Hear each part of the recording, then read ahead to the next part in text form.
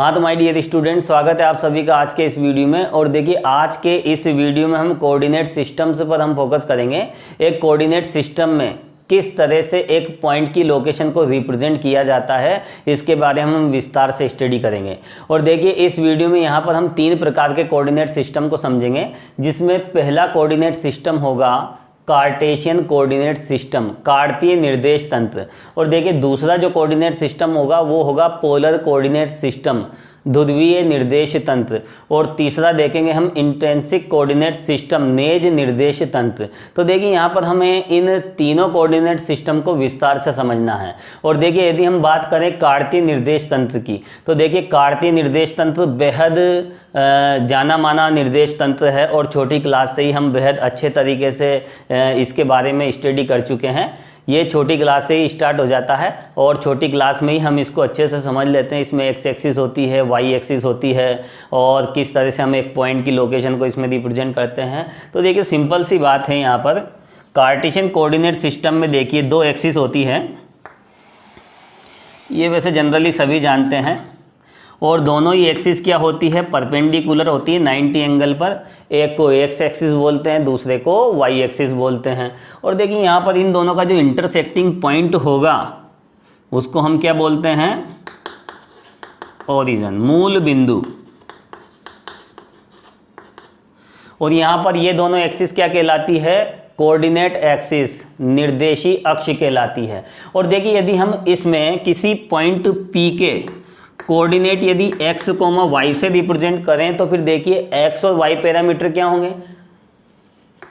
ये वाली जो डिस्टेंस है, परपेंडिकुलर डिस्टेंस की मैं बात कर रहा हूँ, ये वाली डिस्टेंस होगी y और ये वाली जो डिस्टेंस है ये क्या होगी, x।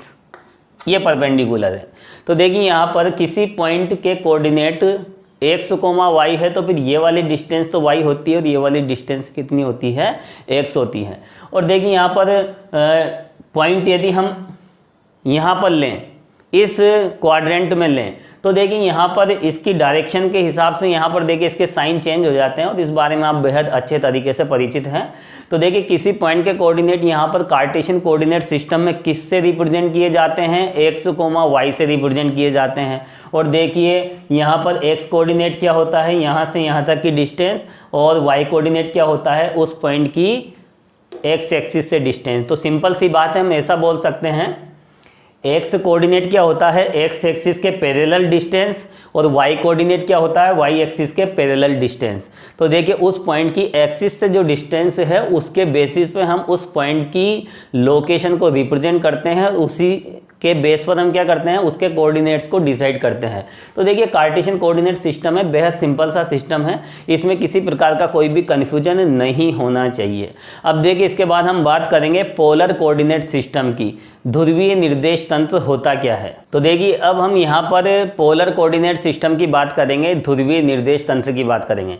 तो देखिए जस्ट अभी हमने कार्टेशियन कोऑर्डिनेट सिस्टम के बारे में हमने स्टडी की, उसके बारे में हमने समझा एक पॉइंट की लोकेशन को x, y से हम रिप्रेजेंट करते हैं, और x क्या होता है, y क्या होता है, ये आपको अच्छे तरीके से पता होना चाहिए। अब देखिए यहाँ पर पोलर कोऑर्डिनेट सिस्टम में यहाँ पर कोऑर्डिनेट सिस्टम को हमें तैयार करना है। तो देखिए उसके लिए हम सबसे पहले क्या लेते हैं, एक इनिशियल लाइन लेते हैं जो कि क्षैतिज होती है, हॉरिजॉन्टल। तो देखिए यहाँ पर हम एक फिक्स लाइन, ये लाइन को हमने फिक्स कर दिया, और ये जो लाइन है इसको हम बोलते हैं इनिशियल लाइन, आरंभिक रेखा। क्या बोलते हैं, इनिशियल लाइन।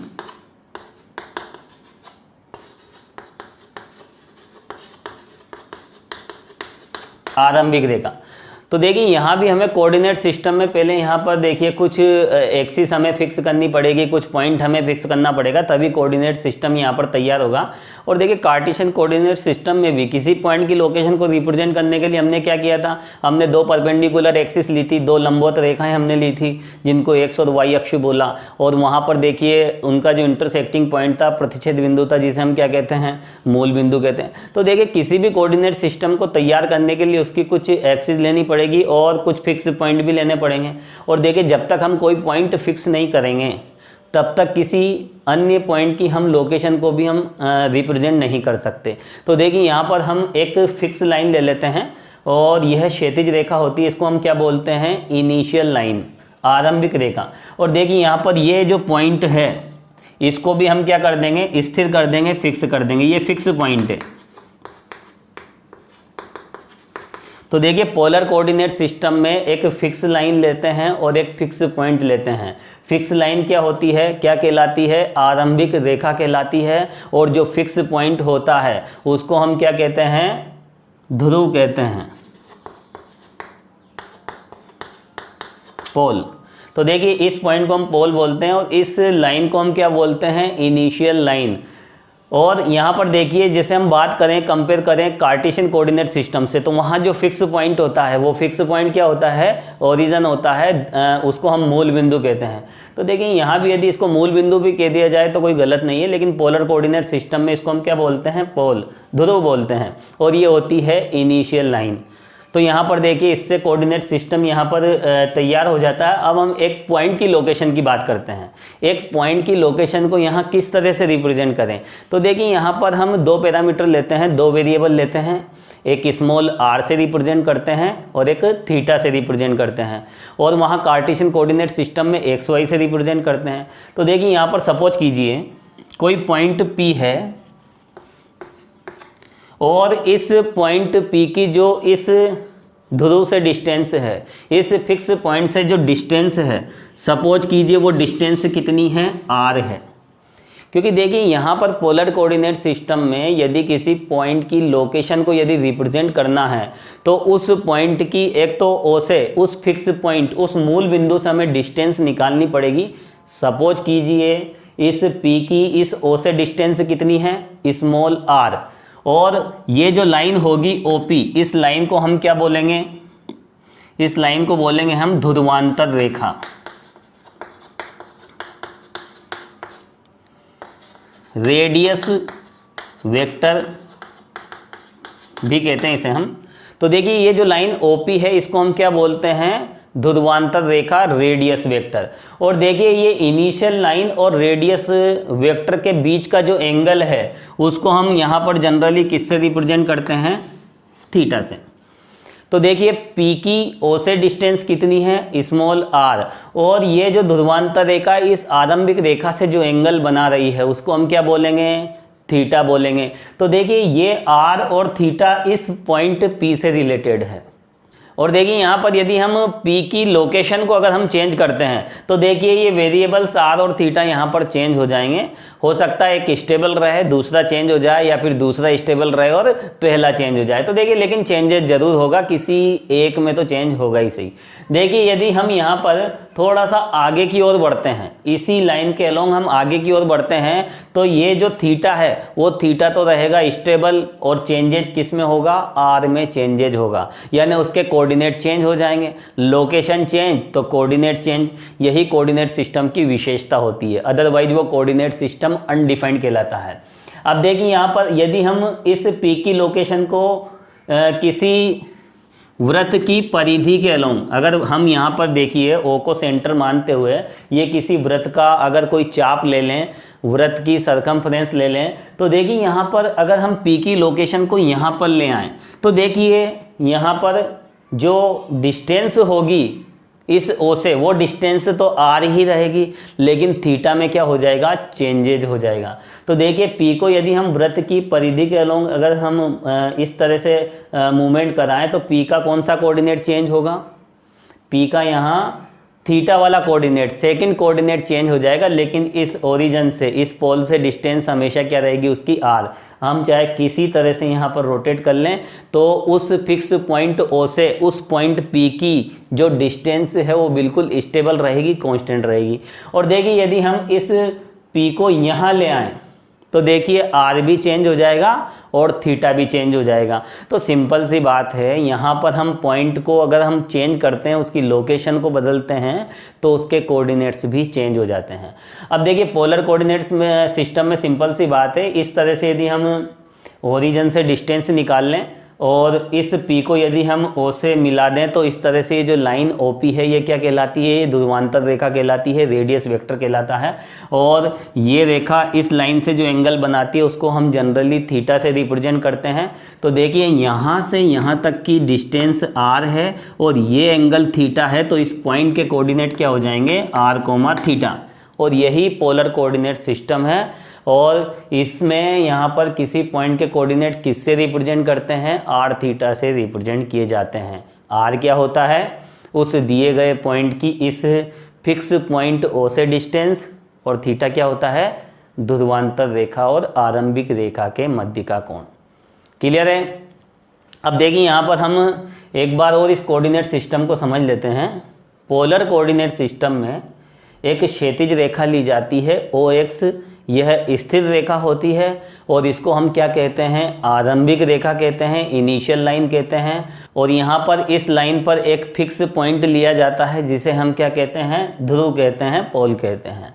और यहाँ पर यदि किसी पॉइंट के कोऑर्डिनेट हमें निकालने हैं तो उस पॉइंट को हम क्या करेंगे, हम इस O से मिलाएंगे और O से P की डिस्टेंस r है और इस लाइन द्वारा आरंभिक रेखा के साथ बनाया गया कोण थीटा है, तो इस पॉइंट P के कोऑर्डिनेट क्या हो जाएंगे, r, थीटा हो जाएंगे। तो सिंपल सी बात है, जिस तरह से कार्टेशियन कोऑर्डिनेट सिस्टम में एक पॉइंट की लोकेशन को रिप्रेजेंट करने के लिए दो एक्सिस होती है, एक x एक्सिस होती है और एक y एक्सिस होती है, और साथ में एक ओरिजिन होता है, मूल बिंदु होता है।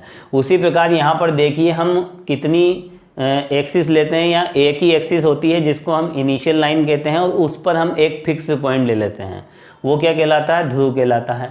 और इस तरह से r थीटा के द्वारा हम किसी पॉइंट की लोकेशन को रिप्रेजेंट कर सकते हैं। अब देखिए एग्जांपल के तौर पर यहाँ पर हम डिफरेंट पॉइंट्स लेंगे और उन सभी पॉइंट्स के हम पोलर कोऑर्डिनेट सिस्टम में कोऑर्डिनेट ज्ञात करेंगे। तो देखिए सबसे पहले इसके लिए हम एक फिक्स पॉइंट ले लेते हैं। सपोज कीजिए ये O कोई फिक्स पॉइंट है और ये जो क्षैतिज रेखा है, हॉरिजॉन्टल लाइन, इसको हम बोल देते हैं आरंभिक रेखा।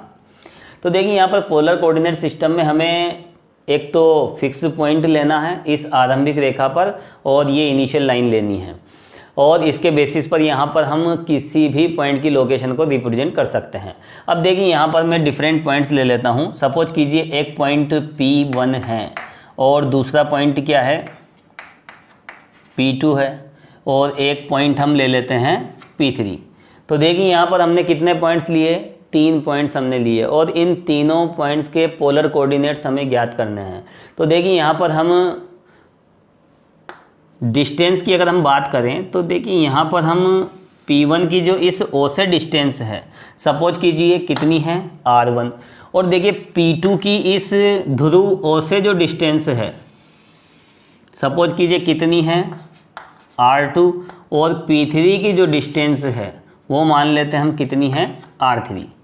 क्योंकि देखिए किसी पॉइंट के पोलर कोऑर्डिनेट ज्ञात करने हैं तो उन सभी पॉइंट्स की क्या पता होना चाहिए, ओरिजिन से हमें डिस्टेंस पता होना चाहिए। तो देखिए P1, P2, P3 की जो ओरिजिन से डिस्टेंस है वो क्या है, R1, R2 और R3।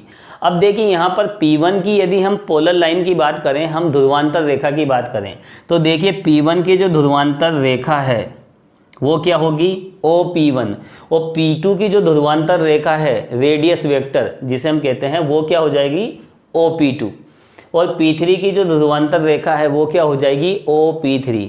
तो सिंपल सी बात है, किसी पॉइंट P की जो ध्रुवांतर रेखा होती है वो क्या होती है, OP।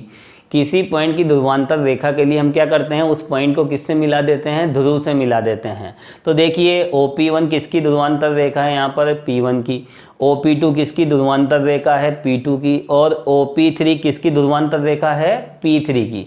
और यहाँ पर हमने इन तीनों की डिस्टेंस क्या ली, इस बिंदु O से R1, R2, R3, जहाँ बिंदु O क्या है, ध्रुव। और देखिए यहाँ पर हम ये भी मान के चलेंगे, ये P1 की ध्रुवांतर रेखा इस आरंभिक रेखा से कितना एंगल बना रही है, सपोज कीजिए θ1 बना रही है। P2 की ध्रुवांतर रेखा OP2 इस आरंभिक रेखा से कितना एंगल बना रही है, सपोज कीजिए θ2 बना रही है।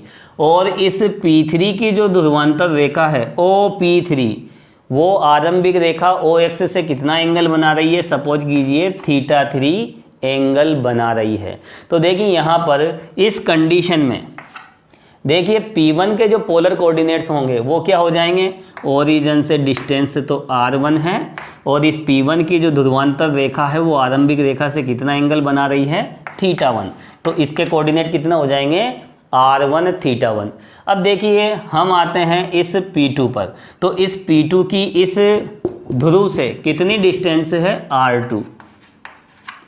और देखिए यहाँ पर इस बिंदु P2 की जो ध्रुवांतर रेखा है, रेडियस वेक्टर है OP2, वो आरंभिक रेखा से कितना एंगल बना रही है, यहाँ से यहाँ तक एंगल की अगर हम बात करें तो कितना लिया हमने, θ2। तो इस कंडीशन में इसके कोऑर्डिनेट क्या हो जाएंगे, सेकंड कोऑर्डिनेट हो जाएगा इसका θ2। तो फाइनल इसके कोऑर्डिनेट्स क्या हो जाएंगे, R2 θ2।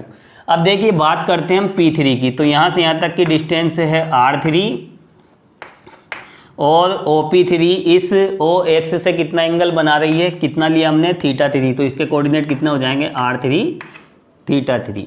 तो देखिए यहाँ पर किसी पॉइंट की लोकेशन को रिप्रेजेंट करना बेहद सिंपल है। इस ध्रुव से जो डिस्टेंस होती है वो उस पॉइंट का first coordinate, first polar coordinate, और देखिए उस पॉइंट की जो ध्रुवांतर रेखा है इनिशियल लाइन से जितना भी एंगल बनाती है वो क्या होता है, उस पॉइंट का सेकंड पोलर कोऑर्डिनेट होता है। तो देखिए इस तरह से पोलर कोऑर्डिनेट सिस्टम में एक पॉइंट के कोऑर्डिनेट्स हम आसानी से ज्ञात कर सकते हैं। अब देखिए इसके बाद किसी पॉइंट के पोलर और कार्टेशियन कोऑर्डिनेट सिस्टम में क्या रिलेशन होता है वो अब हम देखेंगे। तो देखिए अब हम यहाँ पर किसी बिंदु के ध्रुवीय निर्देशांकों और कार्तीय निर्देशांकों में हम संबंध देखेंगे, relation between polar coordinates and Cartesian coordinates. तो देखिए यहाँ पर हम सबसे पहले हम यहाँ पर कार्टेशियन कोऑर्डिनेट सिस्टम ले लेते हैं। ये y एक्सिस है और ये क्या है, x एक्सिस। और सपोज कीजिए यहाँ पर P कोई पॉइंट है और इस पॉइंट P के जो कार्टेशियन कोऑर्डिनेट हैं वो क्या हैं, सपोज कीजिए x, y है। और यहाँ पर इस पॉइंट P के जो पोलर कोऑर्डिनेट्स हैं वो क्या ले लेते हैं हम, r, θ ले लेते हैं। तो देखिए यहाँ पर इस पॉइंट P के कार्टेशियन कोऑर्डिनेट हमने क्या लिए, x, y, और पोलर कोऑर्डिनेट हमने क्या लिए, r, θ। और देखिए यहाँ पर इस पोलर कोऑर्डिनेट सिस्टम में ये जो O है इसको हम क्या ले लेते हैं, फिक्स पॉइंट, और ये OX जो है पोलर कोऑर्डिनेट सिस्टम की क्या हो जाएगी, आरंभिक रेखा हो जाएगी, इनिशियल लाइन। अब देखिए यहाँ पर कार्टेशियन कोऑर्डिनेट क्या है, बिंदु P के x, y। तो देखिए यहाँ से जो यहाँ तक की डिस्टेंस है वो कितनी हो जाएगी, y हो जाएगी, और यहाँ से जो यहाँ तक की डिस्टेंस है वो कितनी हो जाएगी, x हो जाएगी। क्यों हो जाएगी, क्योंकि कार्टेशियन कोऑर्डिनेट सिस्टम के अंतर्गत हमने बिंदु P के कोऑर्डिनेट क्या लिए, x, y। तो ये डिस्टेंस y होती है और ये डिस्टेंस x होती है, आप बेहद अच्छे तरीके से समझते हैं। अब देखिए इस पॉइंट P के पोलर कोऑर्डिनेट हमने क्या लिए, r, θ। तो देखिए यहाँ पर ये फर्स्ट कोऑर्डिनेट जो है वो क्या होता है, मूल बिंदु से दूरी, ध्रुव से दूरी, ये भी कह सकते हैं हम। तो ये क्या हो जाएगी, r। पोलर कोऑर्डिनेट सिस्टम में किसी पॉइंट का जो पहला कोऑर्डिनेट होता है, फर्स्ट कोऑर्डिनेट होता है, वो किसे रिप्रेजेंट करता है, डिस्टेंस फ्रॉम ओरिजिन, मूल बिंदु से दूरी। और देखिए यहाँ पर ये जो एंगल होगा ये कितना होगा, उस पॉइंट P का सेकंड कोऑर्डिनेट।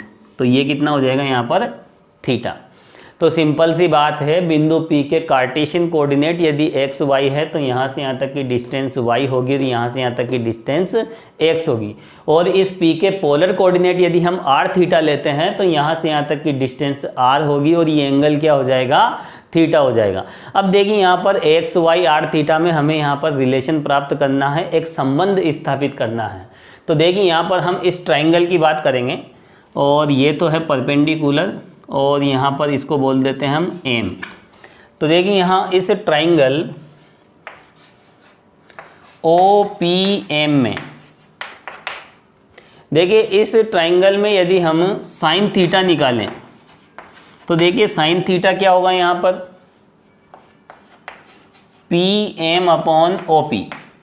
और देखिए पी एम कितना है यहाँ पर y और OP कितना है r। तो देखिए इससे हमें y इक्वल क्या मिला r साइन थीटा। तो देखिए एक रिलेशन हमें ये मिला y equal r sign theta.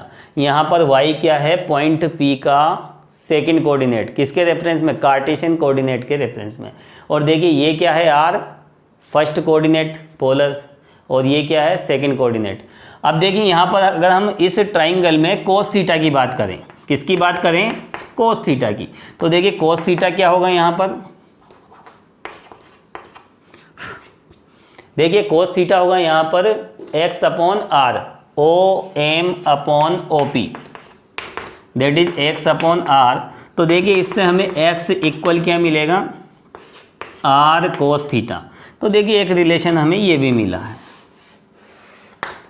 और देखिए यहाँ पर यदि हम इन दोनों का स्क्वायर करके आपस में इन दोनों इक्वेशन को ऐड कर दें, दोनों का वर्ग करके यदि हम जोड़ दें, तो हमें क्या मिलेगा, हमें मिलेगा x square plus Y square equal are square. तो देखिए एक रिलेशन हमें ये मिला।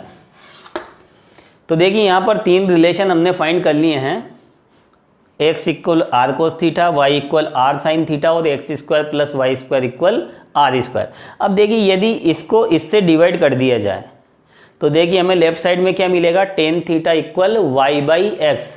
कौन सा रिलेशन मिलेगा हमें, tan theta equal y by x.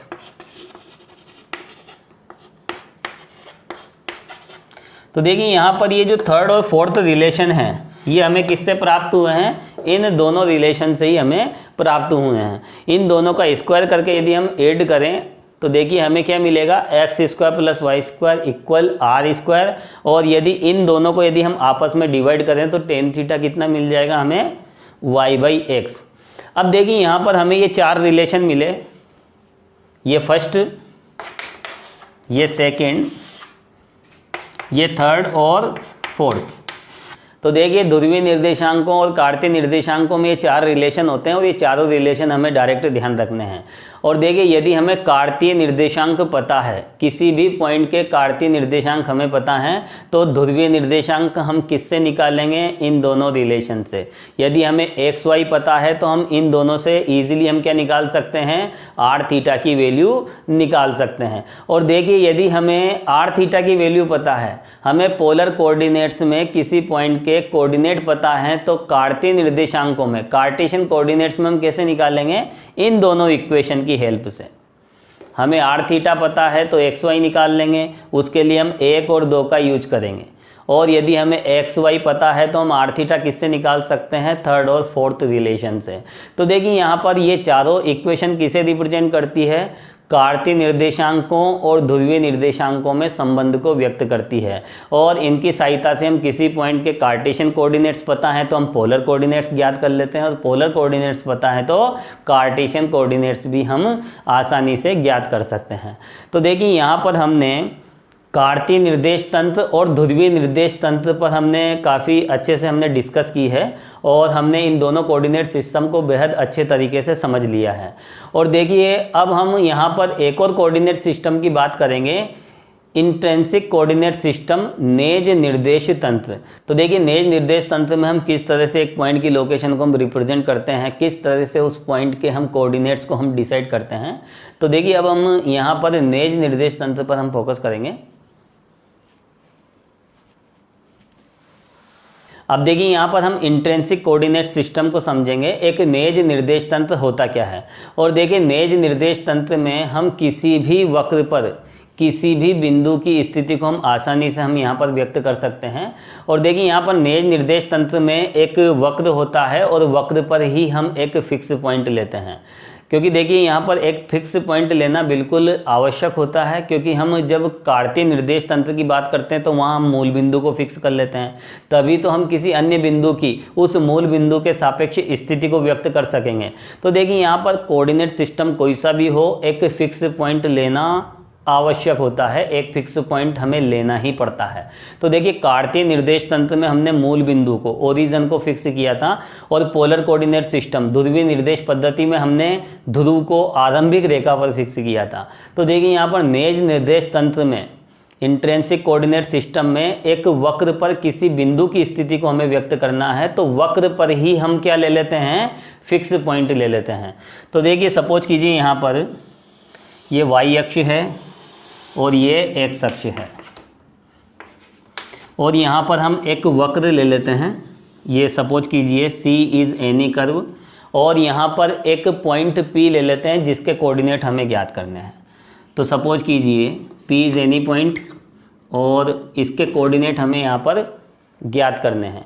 अब देखिए यहाँ पर वक्र पर स्थित इस बिंदु P के हमें निर्देशांक यहाँ पर हमें देखने हैं और इसके निर्देशांक हमें ज्ञात करने हैं। कौन से निर्देशांक ज्ञात करने हैं हमें नेज निर्देशांक यहाँ पर ज्ञात करने हैं।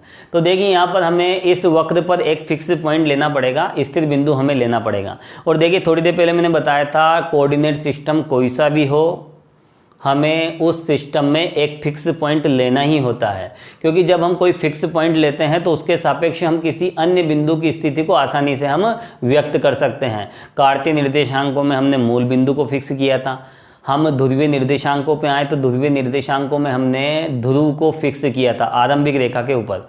तो देखिए यहाँ पर हम इस पॉइंट P के कोऑर्डिनेट्स के लिए यहाँ एक फिक्स पॉइंट लेंगे और नेज निर्देश पद्धति में हम फिक्स पॉइंट कहाँ लेते हैं, इस वक्र पर ही हम एक फिक्स पॉइंट ले लेते हैं, स्थिर बिंदु ले लेते हैं। तो सपोज कीजिए इस वक्र पर ये बिंदु A है, ये क्या है, स्थिर बिंदु है, ये एक फिक्स पॉइंट है। और देखिए हमें यहाँ P के नेज निर्देशांक ज्ञात करने हैं। तो देखिए यहाँ पर इस पॉइंट P का जो पहला नेज निर्देशांक होगा वो क्या होगा, यहाँ से यहाँ तक की जो चापीय दूरी है, आर्क लेंथ है, उसके इक्वल होगा। सपोज कीजिए इस पॉइंट P की इस बिंदु A से जो आर्क लेंथ है वो कितनी है, सपोज कीजिए स्मॉल s है। और देखिए यदि हम यहाँ पॉइंट P पर एक टेंजेंट ड्रा करें, एक स्पर्श रेखा यदि हम यहाँ बिंदु P पर खींचते हैं और स्पर्श रेखा सपोज कीजिए इस x अक्ष पे इस बिंदु पर इंटरसेक्ट करती है, सपोज कीजिए ये बिंदु क्या है, PM। तो देखिए यहाँ पर ये जो एंगल होगा स्पर्श रेखा द्वारा एक अक्ष के साथ बनाया गया जो कोण है, जो एंगल है, वही इस पॉइंट P का क्या होगा, सेकंड कोऑर्डिनेट होगा। और इसको हम यहाँ पर किससे रिप्रेजेंट करते हैं, जनरली शाई से। तो देखिए इसके कोऑर्डिनेट कितने हो जाएंगे, एस कोमा शाई। तो देखिए यहाँ पर नेज निर्देश तंत्र में किसी पॉइंट के कोऑर्डिनेट्स को हम किस तरह से रिप्रेजेंट करते हैं, एस कोमा शाई से रिप्रेजेंट करते हैं। एस क्या होता है, उस बिंदु की स्थिर बिंदु से चापीय दूरी, आर्क लेंथ, जिसे हम किससे रिप्रेजेंट कर रहे हैं यहाँ पर, स्मॉल एस से। और देखिए शाई क्या होता है, वक्र के उस बिंदु पर खींची गई स्पर्श रेखा द्वारा एक अक्ष के साथ बनाया गया कोण। तो देखिए वक्र पर कोई बिंदु इस तरह से हो कि उस पर खींची गई स्पर्श रेखा एक अक्ष के साथ कितना कोण बनाती है, शाई कोण बनाती है। तो फिर उस बिंदु का जो सेकंड कोऑर्डिनेट होगा, दूसरा नेज निर्देशांक होगा, वो कितना हो जाएगा, शाई हो जाएगा। तो देखिए सिंपल सी बात है, एस क्या है, बिंदु की स्थिर बिंदु से चापीय दूरी, और शाई क्या है, उस बिंदु पर खींची गई स्पर्श रेखा द्वारा एक अक्ष के साथ बनाया गया कोण। तो देखिए यहाँ पर नेज निर्देश तंत्र में एक वक्र पर स्थित किसी भी बिंदु की स्थिति को हम आसानी से व्यक्त कर सकते हैं। उसके लिए हमें देखिए वक्र पर एक पॉइंट को फिक्स करना होता है और जिस बिंदु की हमें स्थिति बतानी है उस बिंदु की हम उस स्थिर बिंदु से एक आर्क लेंथ लेते हैं, चापीय दूरी लेते हैं, और वही बन जाता है उसका फर्स्ट कोऑर्डिनेट। और यदि हम उस बिंदु पर कोई टेंजेंट ड्रा करें, कोई स्पर्श रेखा खींचें, और वह स्पर्श रेखा एक अक्ष के साथ जो एंगल बनाती है वही क्या होता है, उसका सेकंड कोऑर्डिनेट, दूसरा नेज निर्देशांक। और यहाँ पर उसके सिंबल हम जनरली किस तरह से लेते हैं, एस कोमा शाई की फॉर्म में लेते हैं। तो देखिए इस तरह से हम नेज निर्देश तंत्र में किसी बिंदु की स्थिति को हम एस कोमा शाई के द्वारा हम आसानी से हम व्यक्त कर सकते हैं। और जहाँ पर एस जो होता है वह उस वक्र पर विद्यमान स्थिर बिंदु से चापीय दूरी को व्यक्त करता है, और psi जो होता है उस बिंदु पर खींची गई स्पर्श रेखा द्वारा x अक्ष के एंगल को व्यक्त करता है। तो देखिए यहाँ पर नेज निर्देश तंत्र में यदि हम इस पॉइंट P की यदि लोकेशन को यदि हम चेंज करते हैं तो देखिए यहाँ पर उस लोकेशन के अकॉर्डिंग यहाँ पर एस और psi में परिवर्तन हो जाएगा, वो चेंज हो जाएंगे। जैसे हम इस P को थोड़ा सा ऊपर की ओर ले जाते हैं तो देखिए इस स्थिर बिंदु A से आर्क लेंथ चापीय दूरी बढ़ जाती है, तो फर्स्ट कोऑर्डिनेट में यहाँ चेंजेज आ जाता है। और देखिए यहाँ पर जैसे ही हम इस पॉइंट P को यहाँ थोड़ा सा ऊपर की ओर ले जाते हैं तो देखिए यहाँ पर स्पर्श रेखा बदल जाएगी, उस बिंदु पर यहाँ पर टेंजेंट चेंज हो जाएगी, और देखिए जैसे ही स्पर्श रेखा बदलेगी तो x अक्ष के साथ एंगल भी बदल जाएगा। तो देखिए वक्र पर यदि हम आगे की ओर मूवमेंट करें, आगे की ओर इस पॉइंट P को ले जाएं तो देखिए स्पर्श रेखा का x अक्ष के साथ एंगल बढ़ता जाएगा, तो उसका सेकंड कोऑर्डिनेट क्या हो जाएगा, चेंज हो जाएगा। और देखिए जैसे जैसे हम नीचे की ओर आते हैं तो इस बिंदु P पर स्पर्श रेखा का झुकाव इस x अक्ष की ओर बढ़ेगा, इसके कारण क्या होगा, psi के मान में कमी आएगी, तो इससे क्या हो जाएगा, यहाँ सेकंड कोऑर्डिनेट भी चेंज हो जाएगा। तो देखिए सिंपल सी बात है, वक्र पर यहाँ भिन्न भिन्न बिंदु अगर हम लेते हैं तो सभी भिन्न भिन्न बिंदुओं के लिए देखिए एस और psi के मान यहाँ पर अलग अलग होंगे। तो देखिए इस तरह से यहाँ पर वक्र पर विद्यमान किसी बिंदु की स्थिति को हम आसानी से व्यक्त कर सकते हैं, और इसके लिए हम दो पैरामीटर लेते हैं, एस और psi। तो देखिए यहाँ पर हमने आज के इस वीडियो में 3 कोऑर्डिनेट सिस्टम हमने समझे हैं। और कार्टेशियन कोऑर्डिनेट सिस्टम, यदि हम कार्तीय निर्देशांकों की बात करें तो देखिए कार्तीय निर्देशांक में हमने पैरामीटर क्या लिए थे, x, y। कार्तीय निर्देश तंत्र में किसी बिंदु की स्थिति को x, y के द्वारा हम रिप्रेजेंट करते हैं।